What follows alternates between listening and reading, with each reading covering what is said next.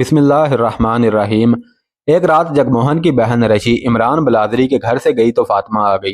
इमरान पर रशी के हुस्न और मोहब्बत का नशा तारी था और तसव्वुर में रशी से दिल बहला रहा था कि फातिमा ने उसे इतने हसीन तसव्वुरात से बेदार कर दिया। इमरान को गुस्सा आ गया। फातिमा किसी और नशे में आई थी और यह नशा जिस्मानी था। इमरान ने गुस्से में फातिमा से कहा कि मैंने तुम्हें यहाँ आने से मना किया था, तुम अपने खामद को तो वापस आ लेने दो। फातिमा ने कहा कि तुम मुझे धोखा दे रहे हो, मांगो अपनी कितनी कीमत मांगते हो। इमरान ने कहा मुझे कुछ नहीं चाहिए फातिमा। फातिमा ने कहा कि तुम्हें वो हिंदू रानी चाहिए। फातिमा ने तंजिया कहा वो जो तुम्हारे पास आती रहती है, मैं चाहती तो उसे पकड़वा सकती हूँ। तुम जानते हो यहाँ हिंदुओं का राज है जो मुसलमानों से नफरत करते हैं। तुम्हारी चोरी पकड़ी गई तो सीधे कैद खाने में जाओगे। इमरान ने कहा कि मैं इससे पहले पहले लड़की समेत गायब हो जाऊंगा। तुम मेरे पास जो उम्मीद लेकर आई हो वो पूरी नहीं हो सकेगी। खुशी की खातर मैं तुम जैसी 20 लड़कियों को धुतकार सकता हूँ। इमरान की यह बात करना बहुत बड़ी गलती थी। उसे मालूम नहीं था कि रकाबत की आग औरत को चुड़ैल बना देती है। फातिमा पर जो जुल्म हुआ था उसने फातिमा को बाउला कर रखा था। उसने शर्म का हिजाब उतार फेंका और गुस्से से इमरान के घर से चली गई। फातिमा को हिंदू औरत से मालूम हो चुका था कि पंडित राजा जयपाल की फतह की खातिर एक कंवारी लड़की की कुर्बानी देना चाहते हैं, मगर उन्हें अपनी मतलूबा लड़की नहीं मिल रही। फातिमा ने अगला दिन बड़ी मुश्किल से गुजारा। रात होते ही वो मंदिर में चली गई। फातिमा ने मंदिर में पहुंचकर बातों बातों से मालूम कर लिया कि बड़ा पंडित मंदिर में कहाँ रहता है। फातिमा बड़े पंडित के पास चली गई। पंडित उसे देखकर बड़ा हैरान हुआ और उसे अपने पास बिठाया। फातिमा ने पूछा कि तुम लड़की की कुर्बानी कब दे रहे हो। पंडित ने कहा कि जब हमें वो खास लड़की मिल जाएगी, मगर तुम क्यों पूछ रही हो। फातिमा ने कहा कि मैं आपकी मदद करने आई हूँ। आपको मालूम नहीं कि तमाम हिंदू कुंवारी लड़कियां मंदिर में नहीं आती। मैं आपको एक लड़की दिखाऊंगी, मुझे उम्मीद है कि वो कुर्बानी के लिए मौजू रहेगी। फातिमा ने रशी के बाप का नाम लेते हुए कहा कि क्या आपने उसकी लड़की को कभी देखा है। पंडित ने फातिमा से पूछा कि तुम किसी की बेटी हो, मैंने पहले तुम्हें कभी नहीं देखा। फातिमा ने कहा मैं एक मुसलमान लड़की हूँ और एक ताजर की बीवी हूँ। पंडित ने कहा कि जब तुम एक मुसलमान हो तो फिर तुम्हारा हमारी कुर्बानी देने के साथ क्या ताल्लुक वास्ता है।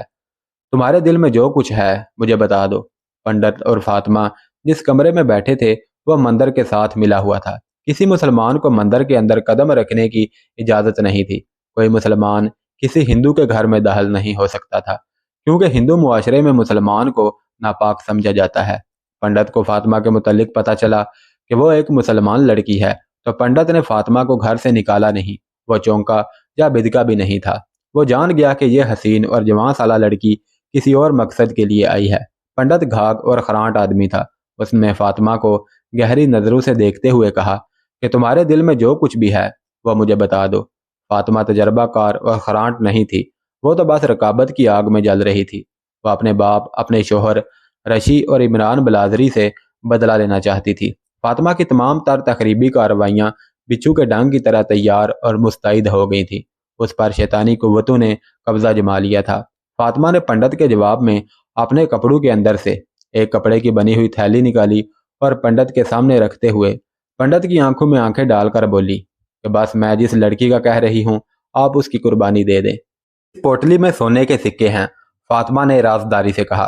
पंडित ने कहा कि अगर वो लड़की हमारे मतलब की ना हुई तो। फातिमा ने कहा कि कुंवारी है और बहुत खूबसूरत भी है, उम्र 16-17 साल है। अगर वो तुम्हारे मतलब की ना भी हुई तो भी उसी की कुर्बानी दे दे। पंडित ने मजहबी पेशवा वाले रोब में फातिमा से कहा कि हमारे मजहब में दहल अंदाजी मत करो लड़की, हमें एक खास किस्म की लड़की की तलाश है। फातिमा ने कहा पंडित जी महाराज, कोई भी मजहब इंसानी कुर्बानी की इजाज़त नहीं देता। ये रस्म मजहब के उन ठेकेदारों ने शुरू की है जो अपने महाराजा को खुश करके इनाम इकराम लेना चाहते हैं और जो लोगों पर यह साबित करना चाहते हैं कि वो खुदाओं और देवताओं के खास दरबारी हैं। वो जिसकी भी जान लेना चाहते हैं ले सकते हैं। आप लोग अपने आप को दूसरों से बहुत आला समझते हो। पंडित ने दबे दबे गुस्से में कहा हमारे मजहब की तौहीन ना करो, तुम नहीं जानती इसकी सजा क्या है। फातिमा ने कहा मैं सिर्फ आपके मजहब की बात नहीं कर रही पंडित महाराज, मेरे मजहब में भी यही कुछ होता है, सिर्फ इंसानी कुर्बानी नहीं दी जाती। जहाँ तक हमारे इमामों और मौलवियों का ताल्लुक है, वो भी आपकी तरह दीन की ठेकेदारी का दावा करते हैं। अपनी आवाज़ को खुदा की आवाज़ कहते हैं, अपनी ख्वाहिशात को خدا کا حکم بتاتے ہیں اور اپنے آپ کو باقی لوگوں سے بلند اور خدا کے قریب سمجھتے ہیں، اور اسی طرح مذہب کی اصلیت پر پردے پڑے رہتے ہیں اور انسان بھٹکتے پھرتے ہیں۔ پنڈت جی مہاراج، آپ نے یہاں اپنا جو درجہ بنا رکھا ہے اس سے ذرا نیچے آئیں۔ مجھے اس مندر کے کچھ ایسے راز معلوم ہیں جو آپ سمجھتے ہیں کہ کسی کو بھی نہیں معلوم۔ آپ جانتے ہیں کہ جسے زخم آتا ہے وہی درد سے کراہتا ہے، اور اس کے کراہنے کو وہ لوگ سن لیتے ہیں جن کے کان ہوتے ہیں۔ پنڈت نے کہا کہ تم کم سن لڑکی ہو۔ اب پنڈت کے لہجے میں غصے روب کی جگہ اپنائیت آ گئی تھی۔ کہنے لگا کہ اس عمر میں تم ایسی باتیں کر رہی ہو جو پختہ کار عمر والا بھی نہیں کر سکتا۔ فاطمہ نے کہا کہ میرے دل کے زخموں نے مجھے پختہ کار بنا دیا ہے۔ یہ میری عقل کی نہیں، میرے دل کی آواز ہے، اور میرا دل کراہ رہا ہے، سسکیاں لے رہا ہے۔ پنڈت نے پوچھا کہ اس مندر کے وہ کون سے اندرونی راز ہیں جو تم جانتی ہو؟ فاطمہ نے کہا کہ ایک یہ کہ اگر میں ایک لڑکی اور اوپر سے حسین اور نوجوان نہ ہوتی تو آپ یہ سن کر کہ میں ایک مسلمان ہوں مجھے دھکے دے کر اس کمرے سے نکال دیتے، کمرے کو دھلواتے، یہاں لوبان جلاتے، بھجن گاتے، تب یہ کمرہ پاک ہوتا۔ مگر آپ میرا حسن و شباب دیکھ کر یہ بھول گئے کہ مسلمان ناپاک ہوتا ہے۔ آپ نے سونے کے سکوں کو اٹھا کر باہر نہیں پھینکا۔ آپ کی زبان اور الفاظ میں پنڈت موجود ہے، مگر جن آنکھوں سے آپ مجھے اور سونے کے ان سکوں کو دیکھ رہے ہیں ان میں سے پنڈت غائب ہو چکا ہے۔ آپ کی آنکھوں میں مجھے اپنا خاوند دکھائی دے رہا ہے۔ اس نے میرے باپ کے ساتھ میرے حسن اور میری جوانی کا سودا کیا تھا۔ میں ایک بکی ہوئی چیز ہوں اور اب میں آپ سے سودا کرنے آئی ہوں۔ میں اپنے دل کی مراد پانے کے لیے کسی قسم کا سودا کرنے سے نہیں ڈرتی۔ پنڈت نے کہا کہ تم راز کی بات کر رہی تھی۔ فاطمہ نے کہا کہ پنڈت جی مہاراج، اپنے دل پر ہاتھ رکھ لیں اور سنیں۔ آپ کو انسانی قربانی کے لیے خاص قسم کی لڑکی صرف اس لیے نہیں مل رہی کہ آپ نے دولت والوں کی بیٹیوں پر قربانی کے لیے ہاتھ رکھا، مگر دولت والوں نے جب آپ کو قیمت ادا کی تو تم نے ان کی بیٹیوں پر سے ہاتھ ہٹا لیا۔ میرا خاوند ایک تاجر اور صرف نام کا مسلمان ہے۔ وہ صرف اپنے مذہب کے ایک اصول کو بہت اچھی طرح جانتا ہے کہ ایک مرد بیک وقت 4 بیویاں رکھ سکتا ہے۔ اس کا اٹھنا بیٹھنا محفلیں ہندو دوستوں کے ساتھ ہیں۔ اسے بہت سی باتیں معلوم ہیں۔ میں اپنے مذہب کو ایک طرف رکھتی ہوں۔ آپ اپنے مذہب کو اس دروازے سے باہر پھینک دیں اور سونے کے یہ ٹکڑے گن لیں اور سودا کریں۔ کچھ اور چاہیے تو بھی بتا دیں۔ فاطمہ کی بات سن کر پنڈت کے چہرے پر ایسی مسکراہٹ آئی جیسے بھیڑیے نے کمزور سا شکار دیکھ لیا ہو۔ پنڈت فرش پر بیٹھا ہوا تھا اور فاطمہ پنڈت سے 2 ہاتھ دور بیٹھی ہوئی تھی۔ پنڈت نے اپنا ہاتھ فاطمہ کے ہاتھ پر رکھا اور سونے کے سکوں والی پوٹلی اپنے گھٹنے کے نیچے سرکا لی۔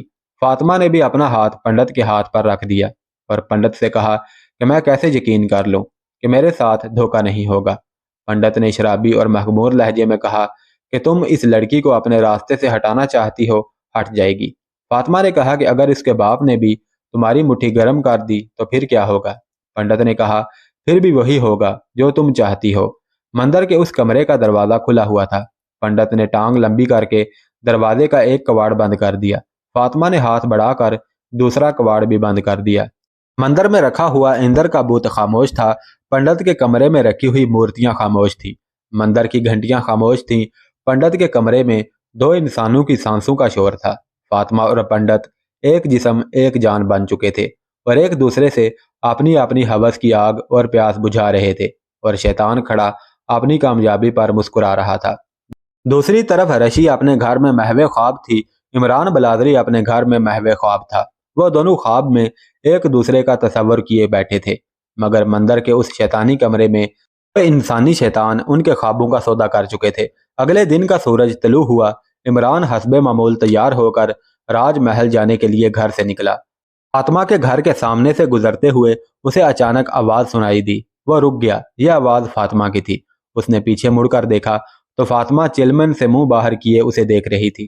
اس کے چہرے کے تاثرات بدستور ٹھیک تھے۔ فاطمہ نے کہا عمران، تم کو اپنا وعدہ یاد ہے نا؟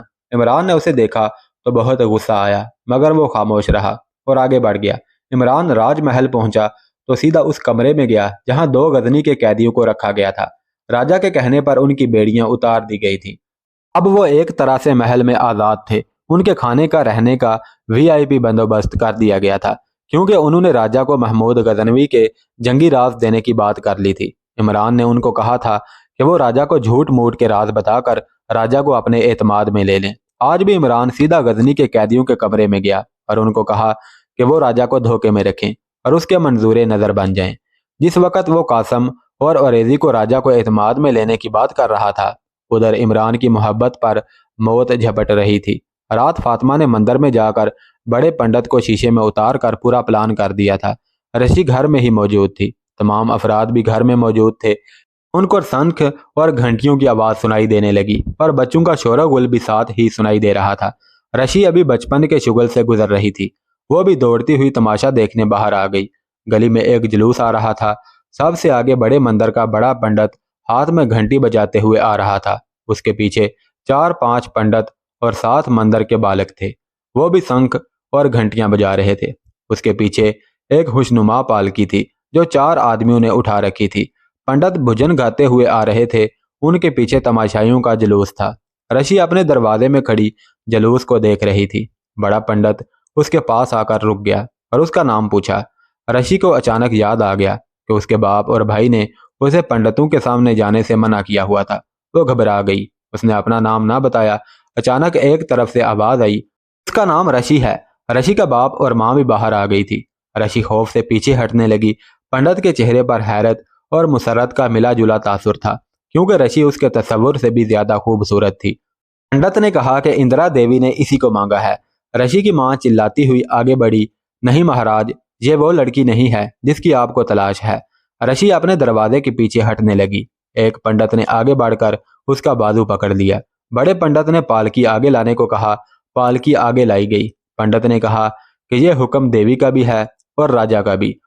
इंदिरा देवी ने जिस कंवारी कन्हैया को मांगा है, वो जिस घर में रही, उस घर के तमाम अफराद पर देवी देवताओं का कहर नाज़िल होगा। उसे जिस माँ ने जन्म दिया है, वो माँ कोड़ी होकर आबादियों में धुतकारी जाएगी। ये बेटी तुम्हारी नहीं, देवी देवताओं की है और हम उसे लेकर जा रहे हैं। रशी को घसीट कर पालकी में धकेला जा रहा था और वो आज़ाद होने की पूरी कोशिश कर रही थी। चिल्ला रही थी, माँ बाप भाई को बुला रही थी। एक पंडित आगे बढ़ा। उसने एक रुमाल निकाल कर रशी के मुंह पर डाला। रशी तड़पी और फिर साकन हो गई। उसे पालकी में डाला गया और ये जुलूस शंख और घंटियां बजाता हुआ वापस मंदिर की जानब रवाना हो गया। जुलूस के जाने के बाद लोग रशी के वालिदैन को मुबारक देने लगे कि खुशकिस्मत हैं आप कि आपकी बेटी को देवी देवताओं ने पसंद कर लिया है। मगर वो वालिदैन जिनकी एक बेटी को जिंदा जला दिया गया था और दूसरी को पंडित ज़बह करने के लिए ले गए थे, उन वालिदैन के दिल पर जो गुजरी थी वो तो बस वही जानते थे। शाम के बाद इमरान घर आया तो थोड़ी देर बाद जगमोहन भी आ गया। वो ज़ारों की तार रो रहा था। उसने बताया कि उसकी बहन रशी को पंडित कुर्बानी के लिए उठा कर ले गए हैं और ज़रूर किसी ने उनको बताया होगा कि रशी मंदिर में नहीं आती और वही लड़की कुर्बानी के लिए मौजू है। इमरान को यह सुनकर सख्ता हो गया। उसने जगमोहन से कहा कि क्या तुम मुझे बता सकते हो कि पंडित ने रशी को कहाँ रखा होगा? मैं उसे छुड़ाने की कोशिश करूंगा। जगमोहन ने कहा कि बड़े मंदिर में ही रखा होगा। मैंने सुना है कि वो ऐसे ही कुर्बानी नहीं दे देते। पहले उसको कुर्बानी के लिए पाक और तैयार किया जाता है, फिर उस पर कोई अमल किया जाता है, जिसके बाद वो इंसान जिसकी कुर्बानी करनी होती है खुद कहता है कि मुझे कुर्बान कर दो, मुझे कुर्बान कर दो। जगमोहन ने कहा कि मैं मालूम करने की कोशिश करूंगा, मगर तुम उसे बचा नहीं सकोगे। अगर बचा भी लाओगे तो हम उसे अपने घर में नहीं रख सकेंगे। वो फिर से रशी को लेकर चले जाएंगे और हमारे साथ तुम्हारे लिए भी मुसीबत आ जाएगी। और फिर धाड़े मार कर रोने लगा।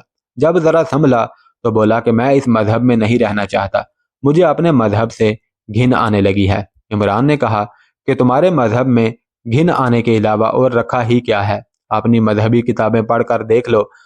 भगवत गीता, रामायण और महाभारत ये सब हबीसियत और बर्बरियत से भरी पड़ी हैं। उनमें अहद शकनी और धोखाधड़ी को जायज़ करार दिया गया है। देवी देवताओं को जिनसी अखलात करते दिखाया गया है। इन किताबों में एक से बढ़कर एक शर्मनाक बात लिखी हुई है। औरतों और बच्चों के कत्ल को जायज़ करार दिया गया है। अगर पंडित तुम्हारी बहन को फौरन कत्ल कर दें तो और ज़्यादा बेहतर है। मैं जानता हूँ कि वो जब तक जिंदा रहेगी पंडित उसके साथ क्या सलूक करेंगे। जगमोहन की आंखें ठहर गईं और उसका चेहरा गुस्से से लाल होता गया। तुम अपने पत्थर के खुदाओं से डरते हो, तुम उनका सामना करने से घबराते हो। मैं एक मुसलमान हूँ, मैं उनसे ना डरता हूँ और ना घबराता हूँ। मैं तुम्हारी बहन को देवी देवताओं से छीन लाऊंगा। अगर मैं कामयाब हो गया تو تمہیں اور تمہاری بہن کو میرے ساتھ چلنا ہوگا۔ عمران نے کہا۔ جگموہن نے کہا کہ کہاں چلنا ہوگا؟ عمران نے کہا کہ وقت آنے پر بتا دوں گا، اور تم دونوں کو میرا مذہب بھی قبول کرنا ہوگا۔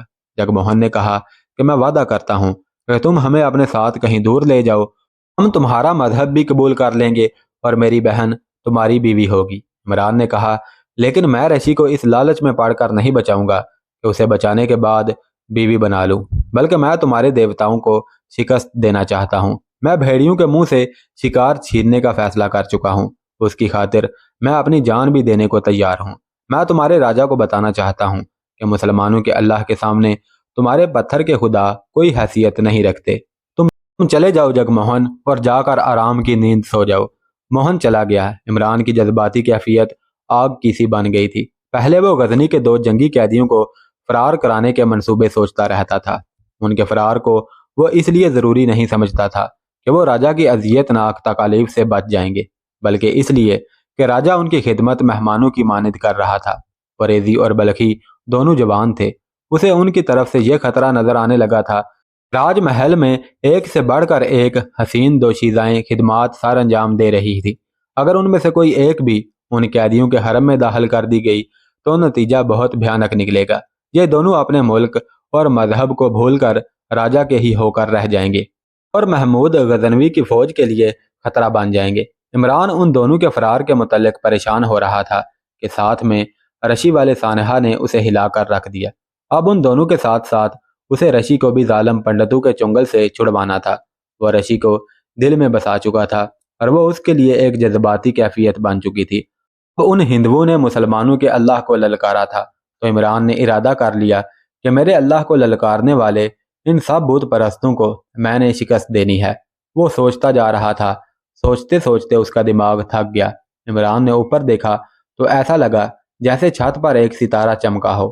اس نے دعا کے لیے ہاتھ اٹھا لیے۔